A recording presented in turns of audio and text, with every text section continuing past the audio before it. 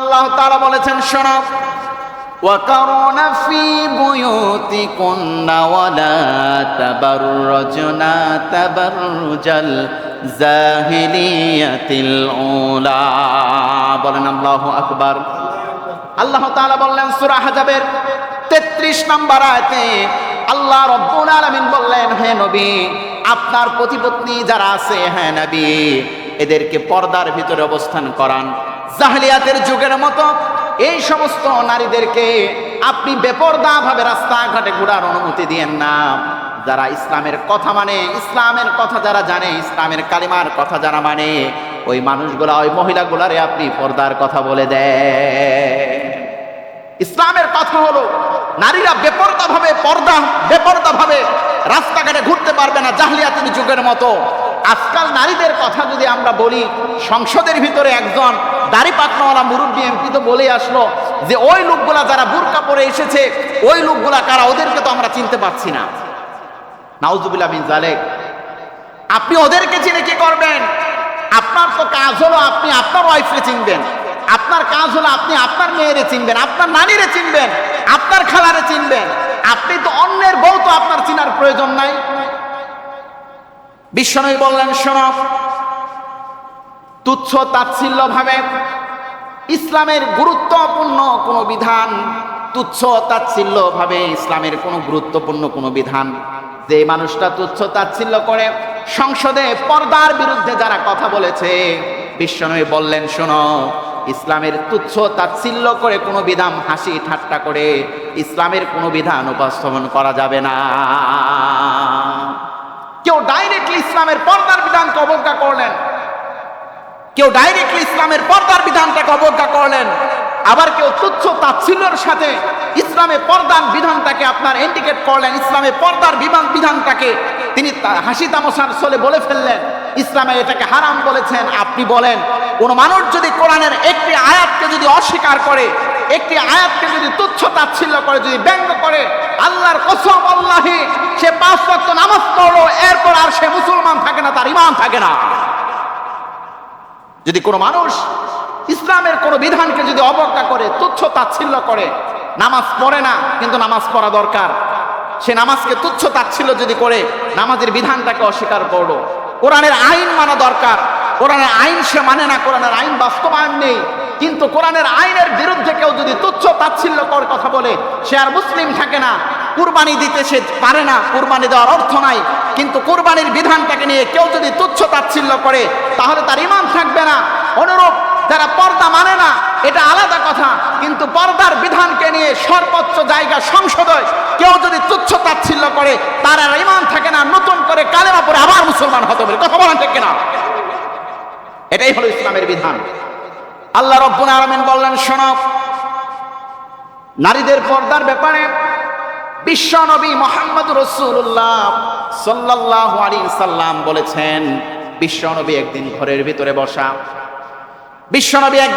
ভিতরে বসা, একদিন এক সাহাবী আসলেন, উম্মে মাকতুম অন্ধ একজন সাহাবী বিশ্ব নবীর দরবারে আসলেন। বিশ্ব নবীর সঙ্গে স্ত্রীরা যারা ছিলেন, বিশ্ব নবীর সঙ্গে স্ত্রী যারা ছিলেন, তাদেরকে বললেন তোমরা চলে যাও, পর্দার ওপরে চলে যাও। বিশ্ব নবীর ঘরে অন্ধ সাহাবী এবার প্রবেশ করলেন। অন্ধ সাহাবীর সঙ্গে বিশ্ব নবী খুশ গল্প করলেন, কথা বললেন।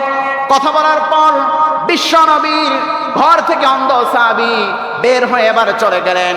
এবার বিশ্ব নবীর স্ত্রীরা আসলেন, আসার পর বললেন ইয়া রাসূলুল্লাহ, ও রাসূল কলিজার টুকরা নবী, আমার একটি প্রশ্ন ছিল আপনার কাছে, ও নবী আপনাকে বলতে চাই। বিশ্বনবী বললেন, ও প্রিয় তোমারা, ও সন্তানগণ, তোমরা আমাকে প্রশ্ন করো। এবার বিশ্বনবীর কাছে প্রশ্ন হলো, ও নবী, আপনার কাছে যে সাহাবী এসেছিলেন, এই সাহাবী হলো অন্ধ সাহাবী, 2 চোখে দেখে না, শুধু আওয়াজ শুনতে পায়। ও কলিজার টুকরা নবী, আমরা যদি আপনার সঙ্গে বসে থাকতাম কি এমন হতো? এবার বিশ্বনবী বললেন শোনো, আমার সাহাবী অন্ধ, সে না হয় চোখে দেখে না। বিশ্বনবী মুহাম্মদ রাসূলুল্লাহ বললেন, ও কলিজার টুকরা সন্তান কিংবা প্রিয়তমা স্ত্রী, আমার সাহাবী অন্ধ, সে চোখে দেখে না, কিন্তু তোমাদের তো চক্ষু আছে, তোমরা তো আমার সাহাবীরা দেখবা। আল্লাহু আকবার। পর্দার ব্যাপারে বিশ্বনবীর স্ত্রীরা কত কঠিন ছিলেন, বিশ্বনবীর সাহাবীরা কত কঠিন ছিলেন। আর আমার দেশের টুপি পাঞ্জাবিওয়ালা জান্নাত থেকে মনে হয় পালিয়ে এসেছে। এদের কাছে পর্দার বিধানটাকে এরা সস্তা বানিয়ে ফেলেছে, ইসলামের বিধানগুলো সস্তা বানিয়ে ফেলেছে। কিছুদিন পর পর টকশে বক্তৃতা দেয়, কোরআনের বিরুদ্ধে বক্তৃতা দেয়। আরেকজন আছে শান্তা ফারজানা নামে একটা মহিলা, বারবার ইসলামের বিরুদ্ধে কথা বলে, কোরআনের বিরুদ্ধে কথা বলে। এই মহিলা হিজাব মানে না, ইসলাম মানে না, কোরআন মানে না, আবার নিজের মুসলমান বলে দাবি করে। আল্লাহর কসম, আল্লাহি এমন মুসলমান যদি কোনো মানুষ যদি হয়, আমার মন বলছে জাহান্নাম ছাড়া এই মুসলমানের কোনো গতি নাই। কথা বলেন ঠিক না? এরকম মুসলমান হলে বাংলার জমিনে ইসলামটারে সস্তা বানিয়ে ফেলছে, কোরআনের আন্দোলনগুলো সস্তা বানিয়ে ফেলেছে, পর্দাটারে সস্তা বানিয়ে ফেলেছে। আপনি বলেন এই সমস্ত হক কথাগুলো যদি মসজিদের মিম্বার থেকে যদি না বলে, এই সমস্ত হক কথাগুলো যারা বুঝে তারা যদি না বলে, এই সমাজটা কোন দিকে চলে যাবে? আর বিশ্বনবী তো বলেছেন যারা সত্য যারা বলবে তাদের উপর আঘাত আসবে, বাধা আসবে, কিন্তু এরপরও সত্য বলা কি বন্ধ করা যাবে? এক নাম্বার বললাম শোনেন, তাহলে ইসলামের কোনো বিধানকে নিয়ে অবজ্ঞা করা যাবে না, তুচ্ছ তাচ্ছিল্য করা যাবে না। আপনার বুঝে আসে না, আপনি বাদ দিয়ে দেন, কিন্তু ইসলামের কোনো বিধান নিয়ে আর কেউ তুচ্ছ তাচ্ছিল্য করা যাবে নাকি? কোনো সময় ইসলামের কোনো বিধানকে নিয়ে তুচ্ছ তাচ্ছিল্য করা যাবে না। আরেকটি গুরুত্বপূর্ণ ঘটনা, আরেকটি গুরুত্বপূর্ণ কথা, সেটা হলো এই সমাজের ভিতরে এখন যে বর্তমান যে সময়, এটা কোরআনের কথাই, বর্তমান যে সময়, আমি আপনাদেরকে বলি আমাদের নেতাকে বলেন তো, বলেন তো আমাদের নেতাকে, কেউ বলতে পারেন না। মুহাম্মাদুর, জোরে বলেন না, মুহাম্মাদুর রাসূলুল্লাহ সাল্লাল্লাহু আলাইহি সাল্লাম, তিনি হলেন আমাদের নেতা। আল্লাহ তাআলা কোরআনে বলেন, শোনো, লাকাদ কানা লাকুম ফি রাসূলিল্লাহি উসওয়াতুন হাসানাহ।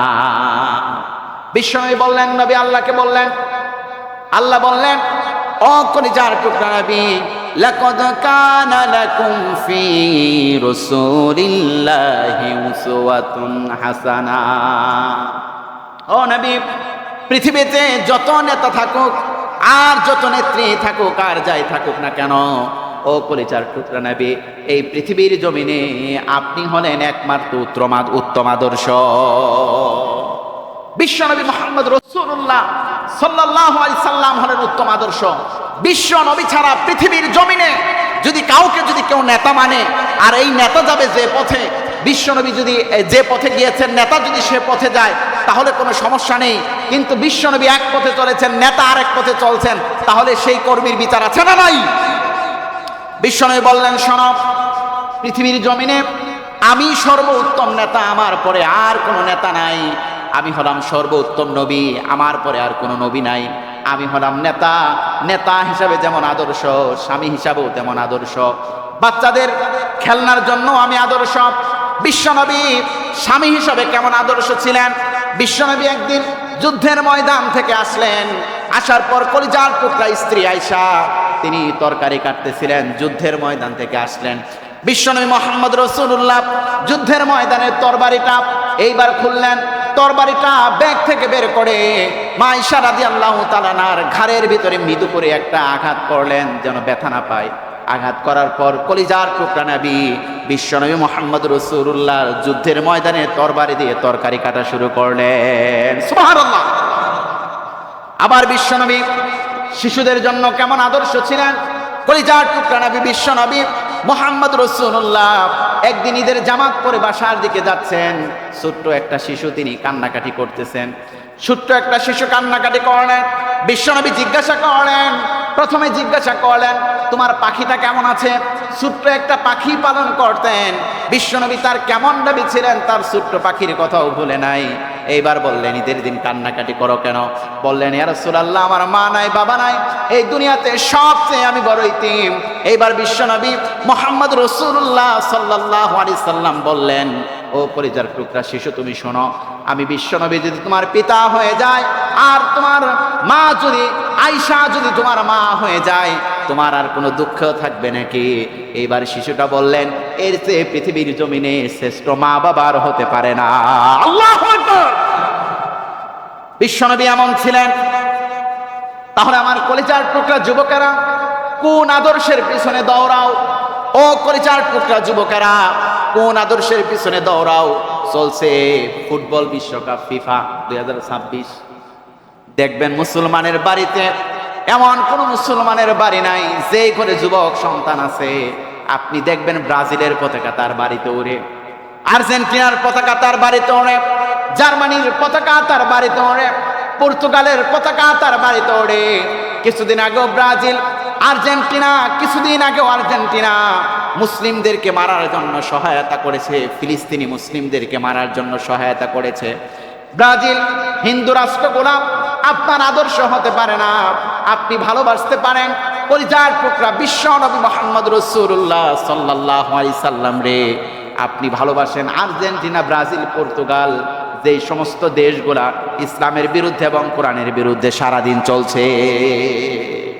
আজব কথা, এই যুবকদের হলো কি? বিশ্বনবী তো বলেছেন যে আল্লাহ রাসূল ছাড়া পৃথিবীর জমিনে আর কেউ আদর্শ হতে পারে না। আপনাকে কে ধরলো? আপনাকে কোন ভূতে ধরলো? আপনার বাড়িতে উড়ার কথা ছিল কালেমার পতাকা, আপনার বাড়িতে উড়ে ব্রাজিলের পতাকা, আপনার গায়ে দিয়েছেন আর্জেন্টিনার জার্সি, কোটি কোটি টাকা ব্যয় করে খরচ করে বিশাল বিশাল পতাকা বানিয়ে রাস্তার মোড়ে মোড়ে টানিয়ে রেখেছেন। আমার দেখে মনে হচ্ছে না এরা মুসলমানের সন্তান, আমার দেখে মনে হচ্ছে যে এরা ইহুদি কালচার, ইহুদির কালচার আর সংস্কৃতির কালচার এই সমস্ত মুসলিম যুবকেরা ডুবে গিয়েছেন। যে মুসলিম যুবকেরা 4টার সময় আজান হলে ফজরের নামাজে তারা আসতে পারে না, যেই মুসলিম বোনেরা ফজরের জামাতে অংশগ্রহণ করতে পারে না, যে মুসলিম ছেলেরা ফজরের জামাতে অংশগ্রহণ করতে পারে না, দেখবেন ঠিকই টিএসসির মোড়ে সহ বাংলার জমিনের প্রত্যেকটা ঘরে ঘরে যুবকরা এক জায়গায় হয়ে রাত 4টার দিকে উঠে ফুটবল বিশ্বকাপ খেলা দেখে। এই যুবকদের অধপতন ছাড়া আমি আর কোনো কিছু দেখতে পাচ্ছি না। কথা বলেন ঠিক কিনা? যুবকদের হলো কি? ইসলাম এবং মুসলমানদের হলো কি? যে যুবকেরা মসজিদে থাকার কথা 4টা বাজে, দেখবেন মসজিদের ভিতরে ফজরের জামাতে 2 জন মুসল্লি, ইমাম, মুয়াজ্জিন, সভাপতি, সেক্রেটারি ছাড়া আর কোনো মুসল্লি নাই। কিন্তু আপনার হলো কি? আপনি 4টা বাজে উঠে খেলা দেখতে পারেন, আপনি 4টা বাজে কেন নামাজে আসতে পারেন না? আপনার কি হলো আমি জানতে চাই। আপনাকে কে বেঁধে রাখলো? আপনাকে কে ধরে রাখলো? আপনার বাড়িতে বিধর্মীদের পতাকা ওড়ে, বিধর্মীদের কালচার আপনার ভিতরে কিভাবে আসলো? বিশ্বনবী তো বলেছেন যার সঙ্গে যার মহব্বত তার সঙ্গে তার কিয়ামত। আপনি আজকে 5 ওয়াক্ত নামাজ পড়তেছেন, 5 ওয়াক্ত নামাজের পাশাপাশি বিধর্মীদের কালচারগুলো আপনার বাড়িতে ওড়ে, আপনার ঘরের ভিতরে ওড়ে। সবচেয়ে দুঃখজনক বিষয় হলো আমার বাংলাদেশে, আমার সুজলা সফলা বাংলাদেশে বিধর্মীদের পতাকা ওড়ে কোনো সমস্যা নাই, কিন্তু কালকে আমার যুবক ভাইয়েরা এই কালচারের বিরুদ্ধে, বিধর্মীদের সংস্কৃতির বিরুদ্ধে যাত্রাবাড়ি ফ্লাইওভারে কালেমার পতাকা উড্ডীন করেছিলেন। আমার যুবকেরা ইসলামের কথাগুলো পথ করে উড়িয়ে দিয়েছিলেন। তারা জানি কোন শয়তান আর কোন ইবলিস গোলা জানি কালেমার পতাকাগুলোকে নামিয়ে দিয়েছে। আমার মন বলছে আজকে কালেমার পতাকা উড়িয়ে নামিয়ে দিয়েছো, আজকে একটা কালেমার পতাকা উড়াবা, কাল ইনশাআল্লাহ বাংলার জমিনে ইসলামের কালেমার পতাকা উড়বে। কথা বলেন ঠিক কিনা? যারা কালেমার পতাকা যারা নামিয়ে দিয়েছেন, এই ধৃষ্টতা, এই দুঃসাহস যারা দেখিয়েছেন, মসজিদের মিম্বার থেকে বলতে চাই আজকে কালেমার পতাকা নামিয়েছেন, টুডে মোর টুমরো, আজ অথবা কাল বাংলার জমিনে ইসলামের পতাকা উড়বে। কোন নাস্তিক ভারতীয় আগ্রাসন বাংলার জমিনে থাকতে পারবে না। কথা বলেন ঠিক কিনা? আজকে কালেমার পতাকা নামাতে পারো, এই সব সাহস তোমাদের হতে পারে, এই দুঃসাহস তোমরা দেখাতে পারো, কিন্তু এই কোরআন বিজয় একদিন হবে। বিশ্বনবী মুহাম্মদ রাসূলুল্লাহ সাল্লাল্লাহু আলাইহি সাল্লাম বলেছেন টুডে মোর টুমরো, কিয়ামতের আগে ইসলাম এবং কালেমার পতাকা শুধু বাংলাদেশে নয় সারা পৃথিবীতে উড়বে। সারা পৃথিবীর নাস্তিকবাদী শক্তিগুলা কোরআনের কাছে মাথা নত করবে। ভারতীয় আগ্রাসন ইসলামের বিরুদ্ধে লাগতে পারো, কোরআনের বিরুদ্ধে লাগতে পারো, কোরআনের কাছে মাথা নত করবে, বিশ্বনবীর আদর্শের উপর মাথা নত করবে। তোমরা যাই বলে না কেন কোরআন আছে, থাকবে, কালেমার পতাকা উড়বেই উড়বেই। কথা বলেন ঠিক কিনা? সুতরাং কোনো লাভ হবে না। আজকে কালেমার পতাকা নামিয়ে ফেলছেন, কালকে আবার কালেমার পতাকা উড়াবো। আজকে ইসলামকে অপমান করছেন, কালকে ইসলামকে নিয়ে যাব। আজকে পর্দাকে বসে সংসদ অপমান করেছেন, কালকে সংসদহীন পর্দা হবে না, বরং পর্দা দিয়ে সংসদ গঠন করব। আজকে কোরআনের বিরুদ্ধে আইন পাশ করবেন, কালকে কোরআন দিয়ে আমরা সংসদ পরিচালনা করব। কথা বলেন ঠিক কিনা? যারা বিরোধিতা করবেন কোনো কাজ হবে না। আপনারা আপনাদের দেশে চলে যান। যদি ইসলাম যদি ভালো না লাগে কালেমা যদি ভালো না লাগে, কোরআন যদি ভালো না লাগে, পাশের দেশ ভারত আছে সেখানে চলে যান, কিন্তু ইসলামের বিরুদ্ধে আর কোরআনের বিরুদ্ধে আমরা কোনো কথা বলতে দিব না। কথা বলেন ঠিক কিনা? তার কারণ বিশ্বনবী বলেছেন, শোনো, এই কালেমার পতাকা উড়ানোর জন্য কলিজার টুকরা নবী বিশ্বনবী মুহাম্মদ রাসূলুল্লাহ সাল্লাল্লাহু আলাইহি সাল্লাম, তিনি তাদের যেই শরীরে মশা মাছি পড়া হারাম ছিলেন, যেই শরীরে বিশ্বনবী মুহাম্মদ রাসূলুল্লাহ যেই শরীরে মশা মাছি পড়া হারাম ছিলেন, কলিজার টুকরা নবী বিশ্বনবী কালেমার দাওয়াত দিতে গিয়ে বিশ্বনবীর শরীরের ভিতরে তারা আঘাত করেছে, বিশ্বনবীকে রক্তাক্ত করে দিলেন, বিশ্বনবীর চেহারা মুবারককে রক্তাক্ত করে দিলেন, বিশ্বনবীর চেহারা দিয়ে রক্ত টকবক টকবক করে ঝরে ঝরে পড়ে।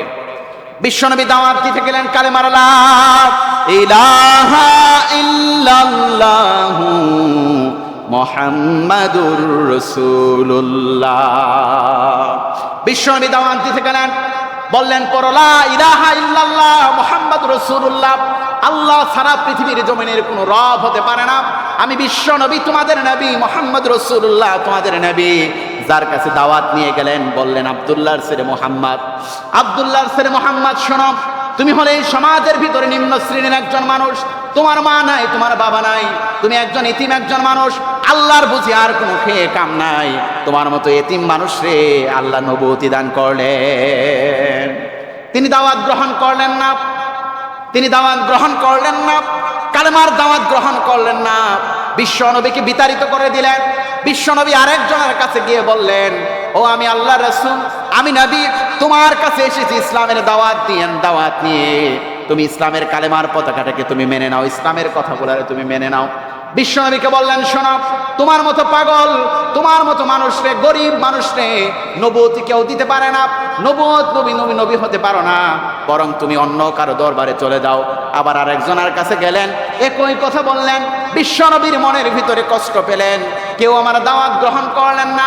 এইবার যখন পাহাড়ের পাদদেশ দিয়ে বিশ্বনবী মুহাম্মদ রাসূলুল্লাহ এইবার যখন আসা শুরু করলেন, ওই যে যাদের কাছে কোরআনের দাওয়াত নিয়ে গেলেন, কালেমার দাওয়াত নিয়ে গেলেন, যাদের কাছে ইসলামের দাওয়াতটা যাদের কাছে নিয়ে গেলেন, এইবার বিশ্বনবী মুহাম্মদ রাসূলুল্লাহ এইবার তার পিছনে ছোট ছোট কাফেরদেরকে বললেন, ও ছোট ছোট কাফেররা, বাচ্চারা, মুশরিকরা, ওই যে বিশ্বনবী আব্দুল্লাহর ছেলে মুহাম্মদ পাগল যায়, ওইটা ভালো মানুষ না, ওর মাথা খারাপ, ওই যে পাগল যায়, পাহাড়ের পাদদেশ দিয়ে পাগল যায়, সুতরাং তোমরা ছোট ছোট পাথর নাও, আর কলিজার টুকরা আব্দুল্লাহর ছেলে মুহাম্মাদের দেহটারে তোমরা ক্ষত বিক্ষত করে দাও।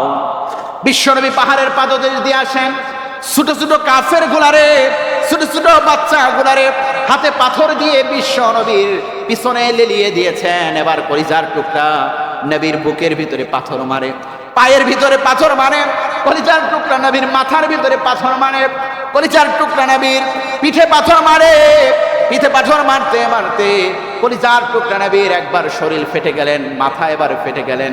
কলিজার টুকরা নবীর যে শরীরে মশা মাছি পড়া হারাম ছিল, মশারাও রক্ত খেত না, এত সম্মান এত মর্যাদা আল্লাহ দিয়েছেন, যাকে খুলুক নাজিম বলেছেন, যাকে আল আমিন বলেছেন। বিশ্বনবী মুহাম্মদ রাসূলুল্লাহর শরীর মুবারক দিয়ে আবার রক্ত পড়তেছে। জিব্রাইল এসে বললেন, ইয়া রাসূলুল্লাহ, আপনি হুকুম দেন দুই পাহাড়টাকে উল্টিয়ে দিয়ে তায়েববাসীকে আমি ধ্বংস করে দেই। এবার জিব্রাইল আলাইহিস সালাতু ওয়াস সালামকে বললেন, রে জিব্রাইল শোনো, আজ এরা ইসলাম বুঝে নাই, কোরআন বুঝে নাই, আমার দাওয়াত গ্রহণ করে নাই, ও জিব্রাইল, আপনি যদি এদেরকে যদি ধ্বংস করে দেন, তাহলে কে আমার কালেমার দাওয়াত গ্রহণ করবে? আজ তারা কালেমার দাওয়াত গ্রহণ করতে পারে নাই, কিন্তু কাল অবশ্যই। বিশ্বনবী এবার পাথরের উপর শুয়ে পড়লেন, জিব্রাইল আসলেন, কথা হলো।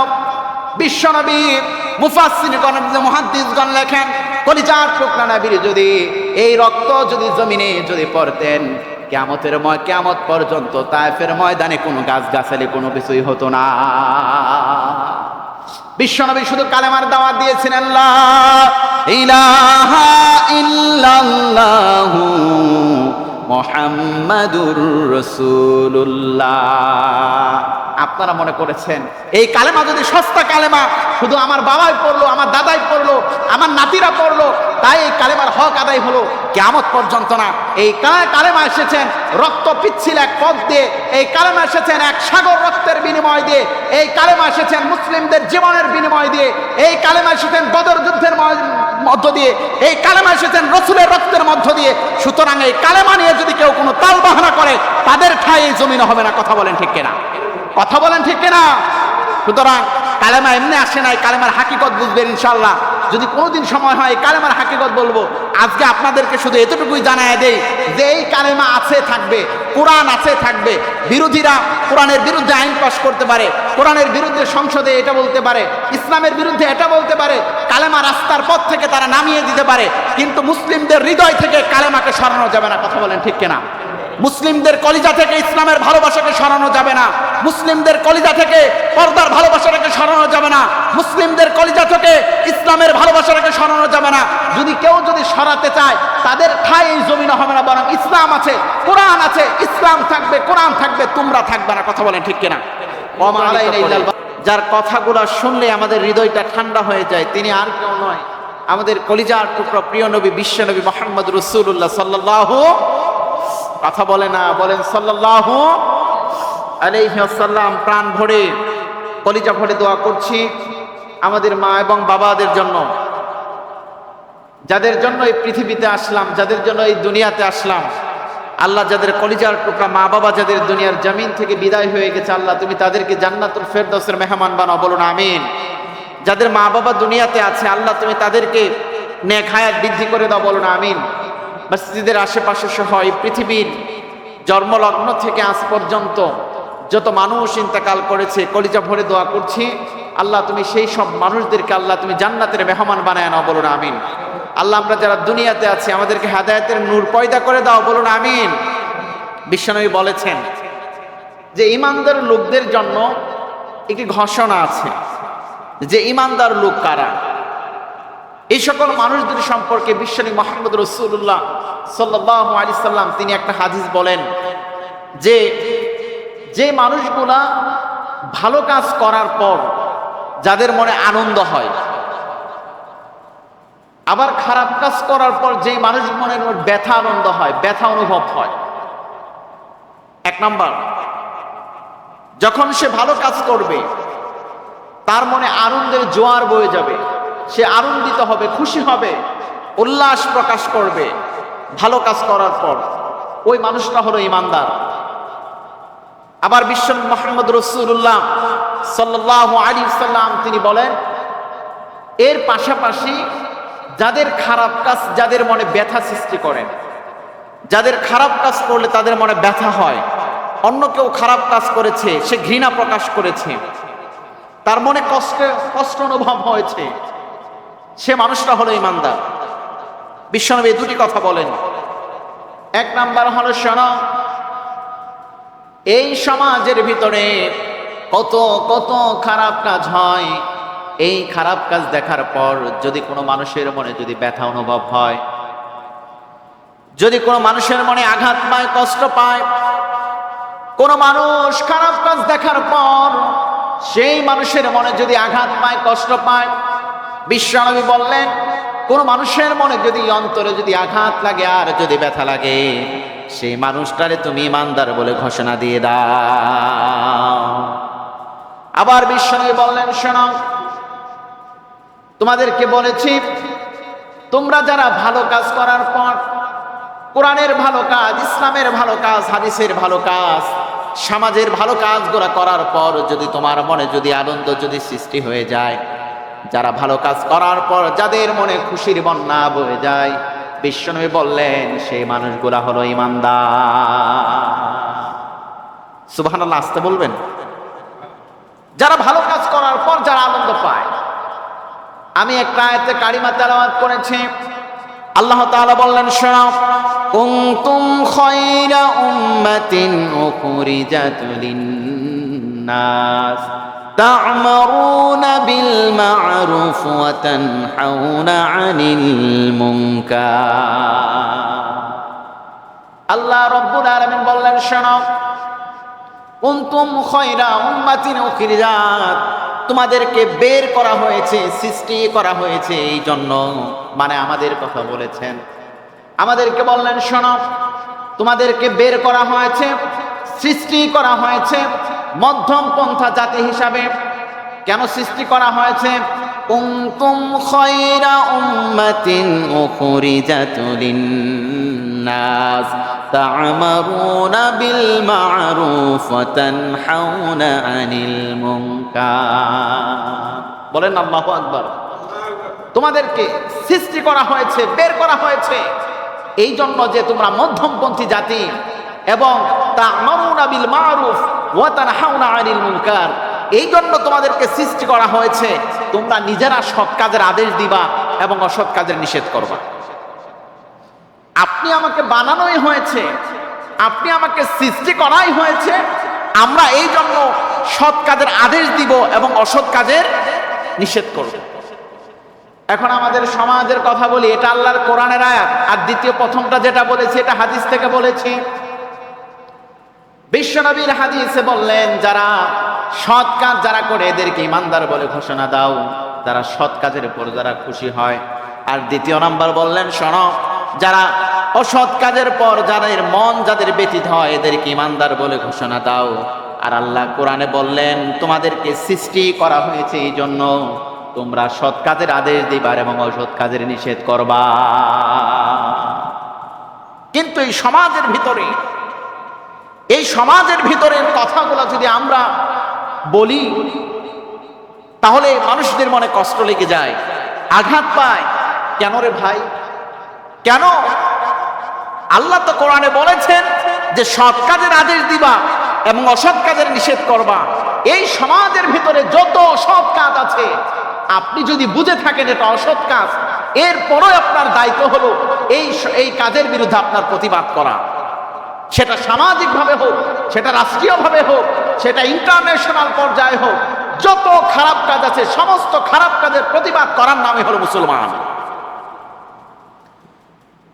আর যদি সমাজের মন্দ কাজের যদি প্রতিবাদ আপনি না করতে পারেন, বিশ্বনবী মুহাম্মদ রাসূলুল্লাহ হাদিসের ভিতরে বললেন, শোনো, এই সমাজের ভিতরে যে সমস্ত খারাপ কাজ হয়, এক নাম্বার হলো, তোমার যদি শক্তি থাকে তাহলে তুমি হাত দিয়ে প্রতিবাদ করো, আর তাও যদি কোনো শক্তি না থাকে তাহলে তুমি মুখ দিয়ে কথা বলো, মুখ দিয়ে প্রতিবাদ করো।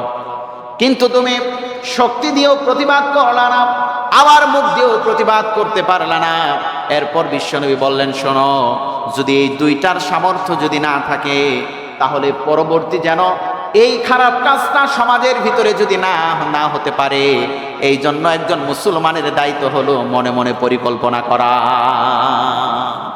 তিনটা কথা বিশ্বনবী বলেছেন যে যদি সমাজের ভিতরে কোনো খারাপ কাজ আপনি দেখেন, কোনো অসৎ কাজ যদি আপনি দেখেন, তাহলে আপনার মুসলিম হিসাবে, এই যে মুসলিম হিসাবে আমার দায়িত্ব হলো, আমার কাজ হলো, এক নাম্বার কাজ হলো যে আপনি প্রথমে এটাকে হাত দিয়ে প্রতিহত করার চেষ্টা করবেন। বিশ্বনবী বলেছেন, প্রথমে হাত দিয়ে প্রতিহত করো। যদি এরকম মনে হয় হাত দিয়ে প্রতিহত করার পর কোনো মানুষ আমাকে আঘাত করবে কিংবা জেল জরিমানা হতে পারে, এটার মোকাবেলা করার শক্তি আমার কাছে নাই, তাহলে আপনি মুখ দিয়ে প্রতিবাদ করেন। দেখেন, মুখ দিয়ে প্রতিবাদ করার পর এই সমাজের মানুষগুলো আমারে ছিঁড়ে খাবে, এই সমাজের মানুষগুলো আমারে হত্যা করে ফেলবে। বিশ্বনবী এরপর বললেন, শোনো, যদি তোমাকে ছিঁড়ে খায়, হত্যা করে ফেলে, তোমাকে যদি হুমকি দেয়, ধামকি দেয়, তাহলে তোমার কাজ হলো মনে মনে এমন পরিকল্পনা করো যাতে পরবর্তী সময় এই ধরনের কাজ আর সমাজে না হয়। এভাবে পরিকল্পনা করেন। এখন আপনি মুসলমান, আপনি নিজে দাবি করেন কিছুদিন আগে কুরবানি দিয়েছেন, 5 ওয়াক্ত নামাজ পড়েন, আপনার টুপি আছে, আপনার দাড়ি আছে, আপনার পাঞ্জাবি আছে, এই সমস্ত জিনিস থাকার পরও যদি আপনার অন্যায় দেখার পর আপনার প্রতিবাদ করতে না মন চায়, অন্যায় দেখার পর আপনার মুখ দিয়ে কোনো কথা না বের হয়, আপনি যাই হন, আপনি ইসলাম আর মুসলমানের দলের ভিতরে আপনি থাকতে পারবেন না। আপনি যেই হন না কেন, আপনি যে কাবা শরীফের ইমামও যদি হন, আপনি যদি কাবা শরীফের ইমামও যদি হন, আপনি আমার মতো নুরি হাজারটাও যদি হন, আপনার দাড়ি আর টুপি জুব্বা পাঞ্জাবি আমার চেয়ে বড় থাকতে পারে, কিন্তু ইসলামের কথাগুলো শোনার পর যদি কারো মনে যদি কষ্ট লাগে, আর কোরআনের কথা শোনার পর যদি কারো মনে যদি আঘাত লাগে, আর যদি ইসলাম বিদ্বেষী মানুষগুলো ইসলামের বিরুদ্ধে বারবার কথা বলতে থাকে, আর আপনি যদি মসজিদে বসে শুধু তসবিহ টিপেন আর জিকির করেন, তাবলিগ জামাতে যান আর চিল্লাই যান আর চরমনের ময়দানে যান, আল্লাহর কসম আল্লাহি এটা দিয়ে আপনি কখনো আল্লাহর কাছে মুক্তি পাবেন না, পাবেন না, পাবেন না। তার কারণ আল্লাহ বললেন, শোনো, তোমাদেরকে সৃষ্টি করা হয়েছে এই জন্য যে তোমরা সৎ কাজ আদেশ দিবা এবং অসৎ কাজ নিষেধ করবা। কিন্তু আমাদের সমাজের ভিতরে দেখেন অসৎ কাজ আছে না নাই? আমাদের সমাজের ভিতরে অসৎ কাজ আছে না? মানে অসৎ কাজের ছড়াছড়ি, লম্বা টুপি আছে, লম্বা জামা আছে, মনে হয় এমন দাড়ি এমন টুপি, ওটারে দেখলে মনে হয় জান্নাত থেকে পলায় আসছে। এমন দাড়ি আর এমন টুপি, সাদা দাড়ি, ধবধবে সাদা দাড়ি। আল্লাহর রাস্তে আপনাদের সাথে সাদা দাড়ি আপনারা মাইন্ড করেন না, কেউ রাগ করেন না, দাড়ি সবার বুড়ো হলে সাদা হয়ে যাবে। কিন্তু কথা যেটা বলছি সেটা হলো যে মানুষ চেহারা দেখলে মনে হয় জান্নাত থেকে পলায় আসছে, ওর মতো জান্নাতি ব্যক্তি এই সমাজের ভিতরে একটাও নাই। কিন্তু কার্যক্রম দেখলে মনে হয় যে শয়তানের আবার ইবলিসের খালাতো ভাই। দেখবেন আপনারা গত কিছুদিনের পর্যালোচনা দেখেন, আমি নাম বলছি না, একজন এমন এক মুরব্বী বললাম দেখলে জান্নাত থেকে মনে হয় পলায় আসছে, ইসলামের বিরুদ্ধে, কোরআনের বিরুদ্ধে ঠাট্টা করে মস্করা করে কোরআনের বিরুদ্ধে এমন একটা কথা বললেন যে এই কোরআনের দৃষ্টিতে যদি দেখা হয় যে তার ঈমান ওই